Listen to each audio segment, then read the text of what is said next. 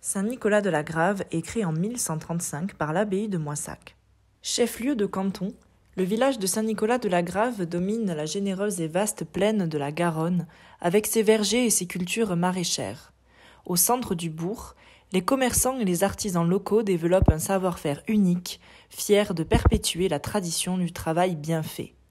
Mais au-delà de ses capacités agricoles, Saint-Nicolas de la Grave est un village chargé d'histoire. Celle-ci remonte à l'édification de la première des 4 tours du château, par Richard Cœur de Lion. Cette charmante bastide cache de nombreux autres trésors. C'est au cœur du village qu'est né au XVIIe siècle Antoine Lomé, devenu le chevalier de la mode Cadillac, fondateur de la ville de Détroit dans les actuels États-Unis d'Amérique. Pourtant, Saint-Nicolas de la Grave est également le centre nerveux d'une ancienne coutume qui se déroule chaque année alors que l'hiver disparaît petit à petit pour laisser place au printemps, le carnaval. Dans cette région où priment l'entraide et l'amour du collectif, il était coutume de se réunir autour des Despalucados ou Despanouillados, enlever l'enveloppe des épis de maïs, pour faire face aux tristes soirées d'hiver solitaires. C'est donc tout naturellement que les quartiers du village ont repris cette tradition afin de confectionner fleurs et chars pour célébrer une fête annonçant l'arrivée du printemps.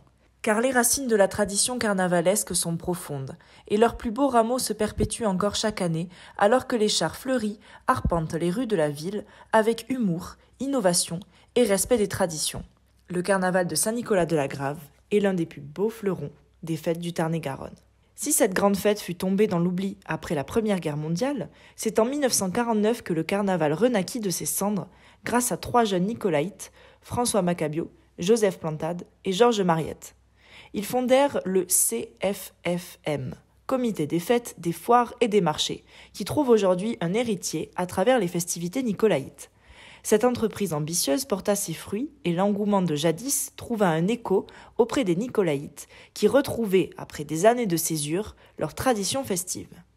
En famille, entre voisins ou entre amis, les fleurs en papier sont confectionnées à la main dans un esprit de camaraderie. D'année en année, la renommée du carnaval de Saint-Nicolas de la Grave étant florissante, cette modeste fête locale est ainsi devenue un rendez-vous incontournable bien au-delà des frontières du village.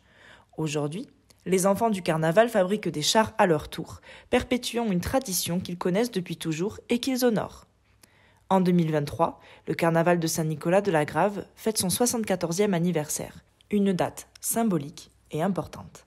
Avant tout, le carnaval est une fête intergénérationnelle. Alors que les festivités approchent, le village tout entier participe à mettre en œuvre cette tradition, de son organisation à sa diffusion. Le carnaval joue un rôle social important, créant du lien entre les générations qui œuvrent ensemble vers un objectif commun, tout en partageant des souvenirs d'antan et des anecdotes des premiers défilés.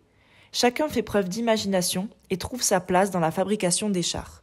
Alors que les plus robustes construisent les lourdes carcasses des chars, les petites mains confectionnent quant à elles les fleurs en papier crépon. Des enfants aux plus anciens, tout s'échange dans la bonne humeur. Tradition oblige, chaque char est préparé en secret, au fond de quelques hangars agricoles ou anciens séchoirs. Ils sont bien gardés par leur équipage, qui ne révèle que le jour du premier défilé le thème de leur char. Le carnaval de Saint-Nicolas de la Grave étant intercommunal, de nombreux chars prennent part aux 3 défilés, répartis sur 2 week-ends, pour le plus grand bonheur des spectateurs et des carnavaliers. Ainsi, héritier d'une histoire culturelle riche, le carnaval de Saint-Nicolas fait l'objet de plusieurs projets afin de conserver son patrimoine et ses valeurs. En addition aux chars fabriqués par chaque quartier, des acteurs externes sont invités à participer au défilé.